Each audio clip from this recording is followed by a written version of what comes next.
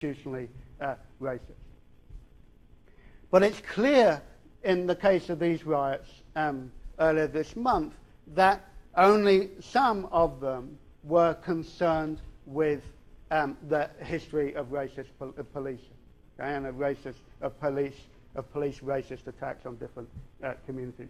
The vast majority of these riots appeared to be conducted by white youths, particularly outside of London, and indeed many of these white youths then lead attacks on ethnic minorities. So famously in Birmingham, a group of 3 Asians were killed by a bunch of white youths who ran them over in a car. So the politics of race in these riots are, I think, fundamentally different to 1981. Now, again, another way of explaining this, which is the way that David Cameron, the leader of the government, came out immediately to do, was to blame these riots on a type of moral collapse. Okay, that these people had been, that welfare culture had produced basically immoral and corrupted youth, that they had bad parents, and that they lacked sort of individual responsibility.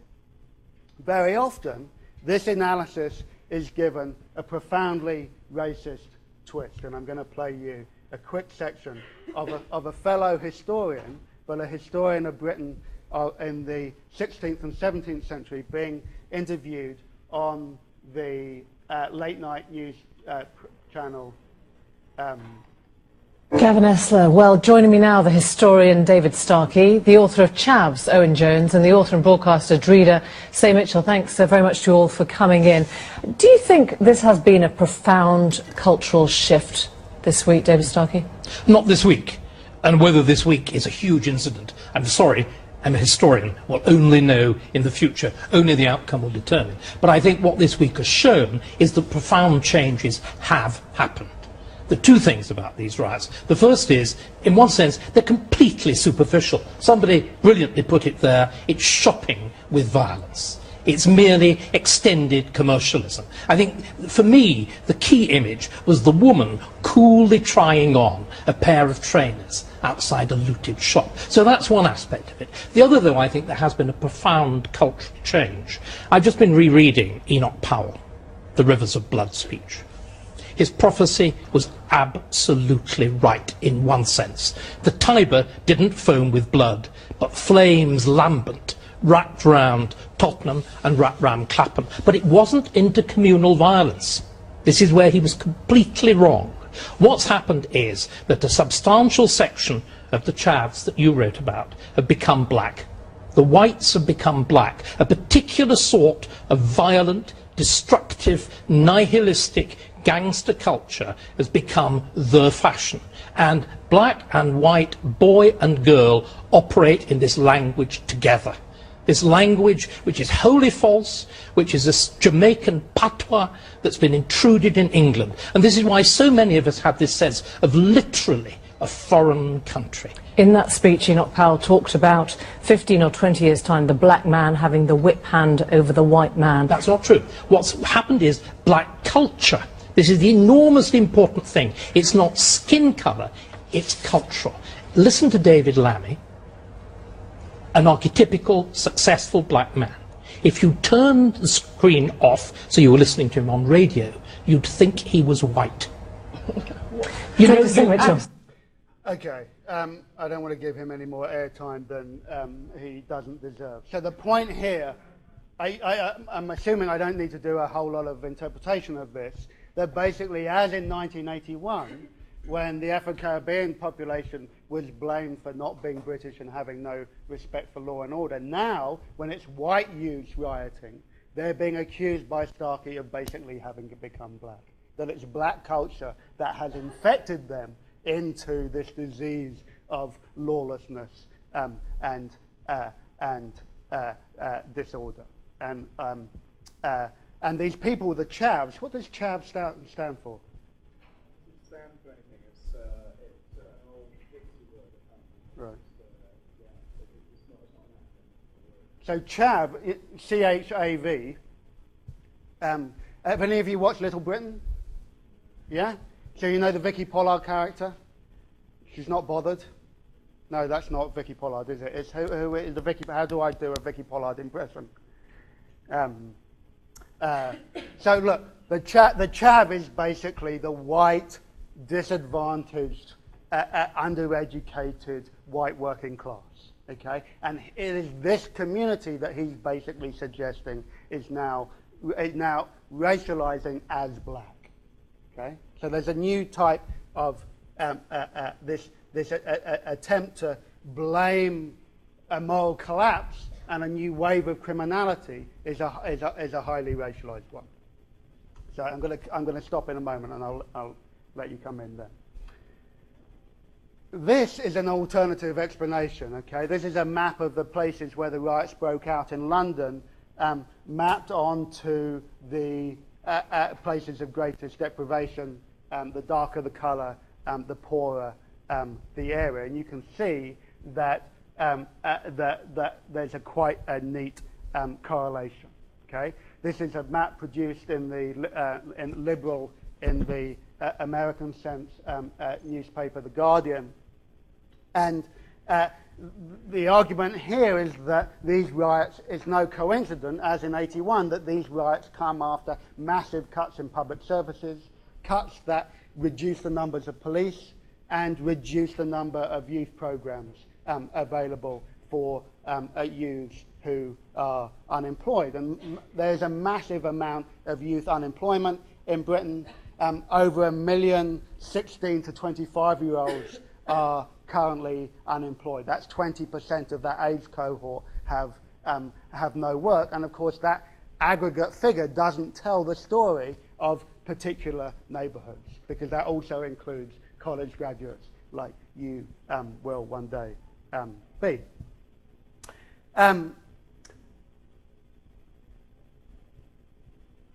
The other set of discussions that has been generated by these riots is whether they can be characterized as political, whether indeed we should think of them, as Starkey said, as basically shopping with violence. Many people have pointed out that there seems to be a complete absence of any demands, of any ideology, even any central organization or structure to them. So a whole series of intellectuals in Britain, Seamus Milne in The Guardian, Zygmunt Bauman, leading sociologist, Slavoj Žižek, leading social theorists, have all basically made the same interpretation, that these riots are what Bauman calls acts of defective and disqualified consumers. Okay, what the argument is that they're a manifestation of the consumerist desire, basically inculcated by market culture, amongst those people who cannot afford access to the worlds of goods that they're told gives them status and prestige. Okay, so that these people's relationship to consumerism is basically to use violence in order to acquire status through goods. There's a bizarre way in which these people are, in many ways, participating in this neoliberal culture that Britain currently lives under.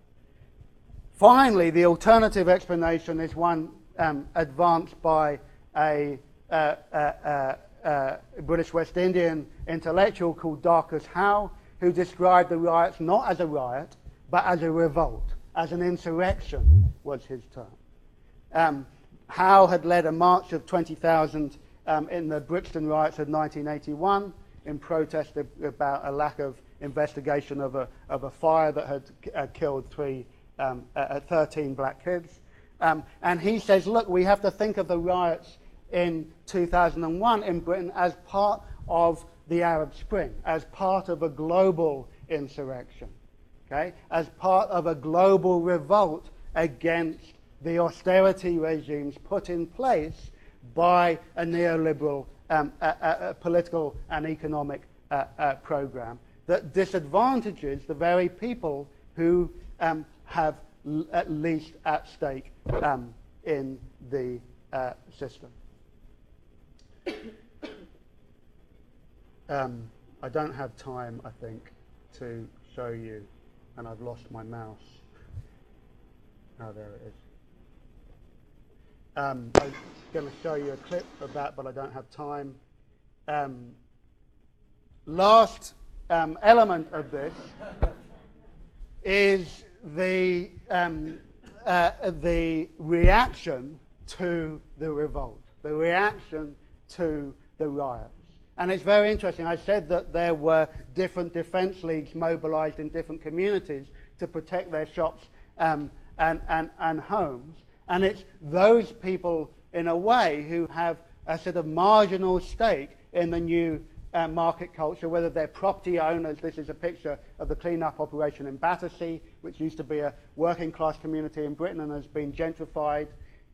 So it's those people who have most at stake in the sort of, in the property market in London, or as small shopkeepers in London or elsewhere, who come out and mobilise in defence, and who buy the David Cameron argument that this is about a lack of individual moral responsibility, that it's not the system that has failed, it's the people who have rioted that have failed. And that brings my last slide, which is to highlight how, in contrast to 1981, there is an absolute new dimension to this, which is the security culture that it, in many ways,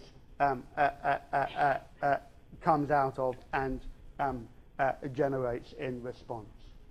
You should all know that the numbers of security cameras in the UK are greater than, I think, anywhere else in the world, and that this is a phenomenon that has grown since the late 1980s. There are 2 million CCTV cameras currently in the UK, one for every 30 people. In London, it's estimated that you are caught on film something like 300 times a day by the different systems available. And it's, of course, through those systems that much of the rioting was covered in the global news media, which is why I love this image so much. And these cameras were, of course, part of an attempt to reduce police numbers, to use cameras instead of police to provide security in communities. So in many ways, one reading of this is that these revolts are a revolt against this very system of security that has taken hold in so many inner cities in the UK. It certainly produced a massive crackdown.